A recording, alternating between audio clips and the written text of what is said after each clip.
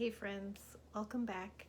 Today we're going to go over Cycle 2, Week 2, what we did for the memory work in the Abecedarians class.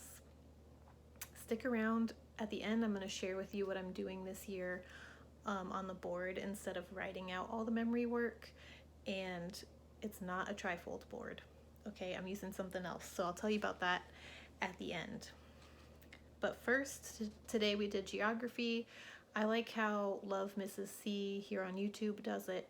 She always does geography first because you have to have the maps laid out, and it just saves time to already have them on the table when the kids come into class. So I spent some time ahead of time. These are the maps we're using. They're pretty big. And the other side is colored. I spent some time marking out the different bodies of water with dry erase marker.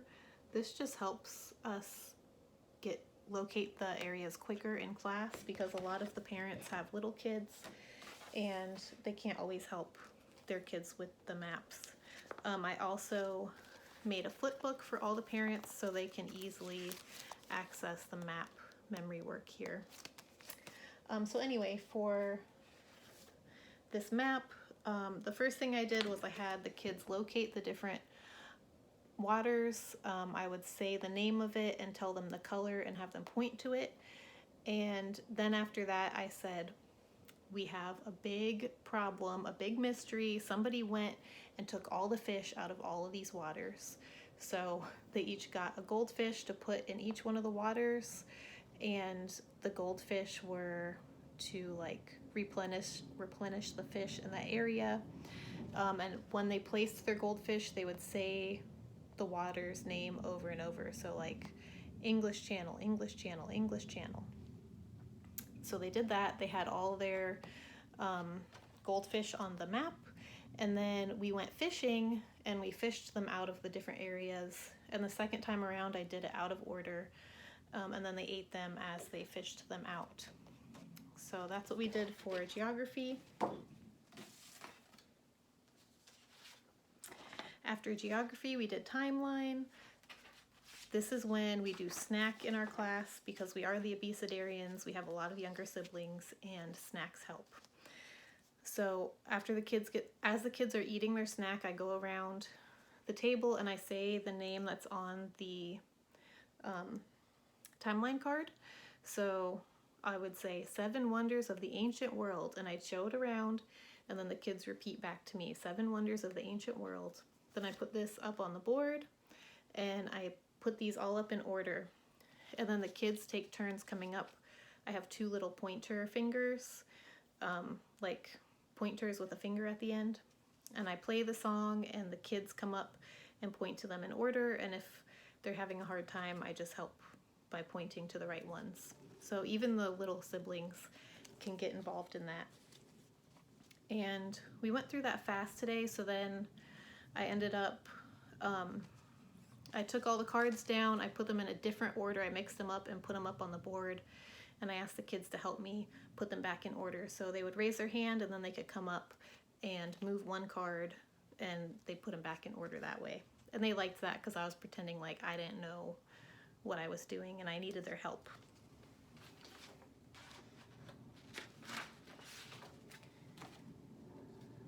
Next we did math. So today we did the 3s and 4s.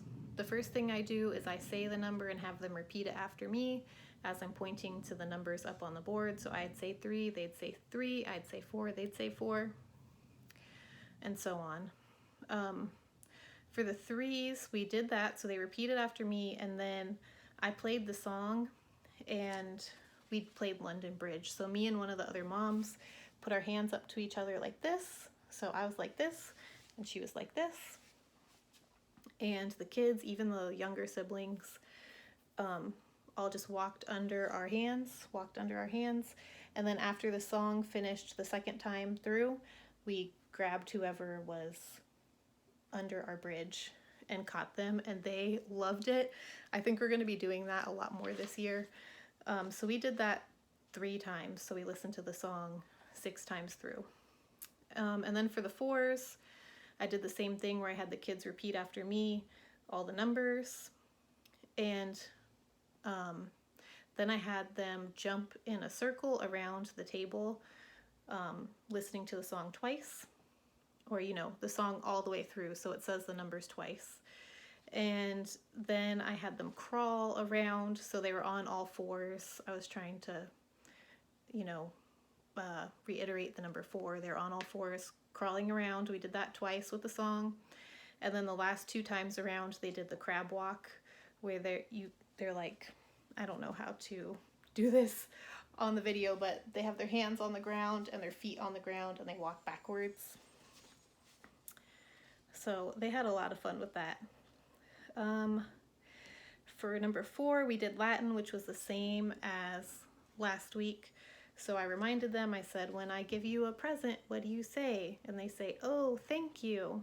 And so the present tense starts with O. So I went through all the letters on the board. I had them repeat after me. O, S, T, mus, tis, int.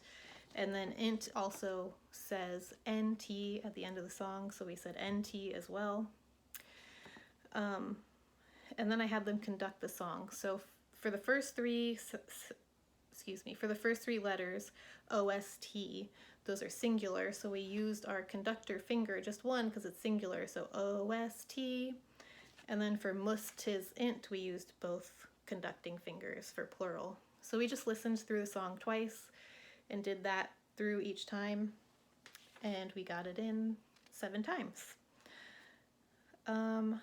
After that, we did history. Tell me about William the Conqueror. So first I read the sentence out so the kids could listen to it, and then I taught them the hand motions as I had them repeat after me. So in 1054, the church split. 1054, the church split. We did this for Roman Catholic and Eastern Orthodox. For William the Conqueror, we took out our swords and did this. William the Conqueror defeated King Harold of England in 1066 and started feudalism. This is what we did for feudalism last year, so we're doing it again this year. So then I played the song and we did the motions along with the song, which plays through the memory work twice. And then when we played through the song again, I had the kids dance. So they got a partner and they held hands like this and just went kind of like side to side along with the music, because it has that rhythm that just makes you want to do that. So that's what we did for history.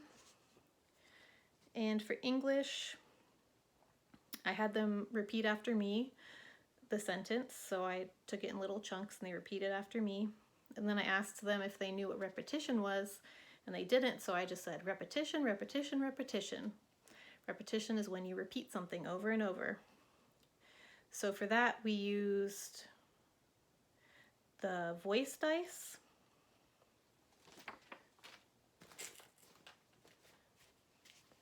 Here it is. The voice dice.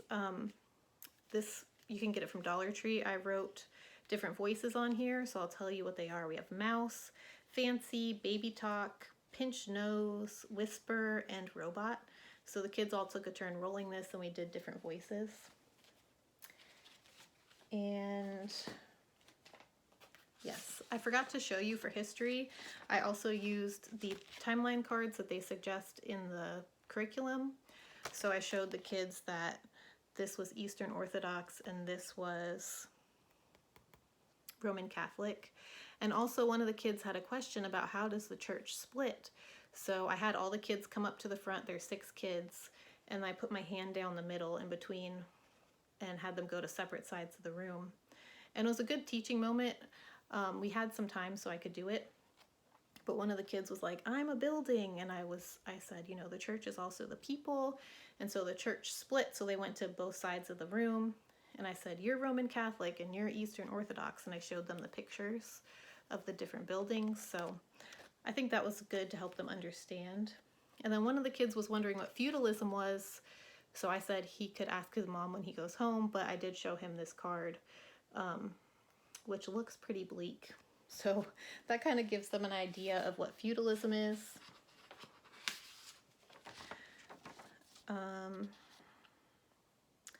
Okay, so last we did science, and I had a visual for that. I got this off of old CCConnected. This was, I think this was Keppel, maybe, the trifold board printables. So if you search maybe trifold board and week 2 science, maybe you can find it, or maybe just trifold board science. Anyway, so I used this as a visual for the kids. We went through each one. I showed them and said the name, and they repeated after me. And then after that, I taught them the hand motions. So for grassland, we did this, grassland. For desert, we wiped our brow, like it's so hot. For scrubland, we scrubbed some dishes or scrubbed our bodies. For tundra, we said tundra because it's so cold. And the visual helped with that because they got to see, you know, the snow in the tundra. Deciduous forest, we made our hands maple leaves and had them fall down like the leaves fall off the trees in the fall time.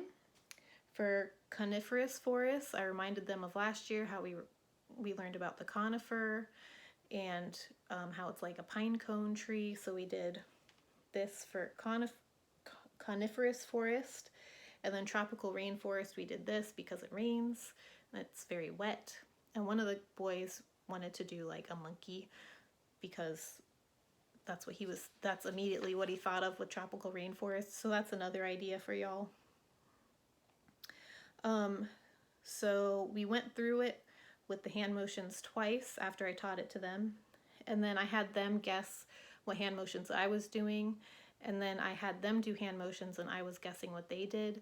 But they were off doing their own motions. They didn't want to do what I had taught them. So that didn't work that well. But yeah, that was it. It was really fun. The kids loved London Bridge, like I said. I think I want to do that again. Okay, so as promised, I'm going to show you what I do on my board now this year. I use these, I think this is called, I can't remember what these are called now. But if I can find them on Amazon, I will link them down below. They are just plastic. You can dry erase on them. I have written out the memory work ahead of time on these papers, and I put a paper behind it to when I write them out to make it straight like this. And then I use sticky tack to put it up on the whiteboard and just stick them up like this. Because in my community, it's important for us to handwrite everything, so I can't just like print things out. But coming early to class and writing everything out on the whiteboard was too much for me. So this way I can just do this while my kids are watching a show, or when I'm watching a show in the evening. I'll kind of take some time to just write these out. But I like doing this because it helps prepare me also for the memory work ahead of time. And then I keep them all in this folder. I have it labeled by week. Now I'm only up to like week 6, but it'll be good. I can save it for future years, and maybe eventually I will scan it in and put it up on CCConnected for people who want to use it. But I have a new printer, so I need to figure out how to do that. Anyway, I hope this was helpful. If it was, let me know in the comments. It really encourages me to continue to make these videos. But I do love making them. I like sharing what we do. I get a lot of ideas from other people on YouTube. I like to combine ideas and do what's best for my class. So I hope it was helpful, and I will see you next time.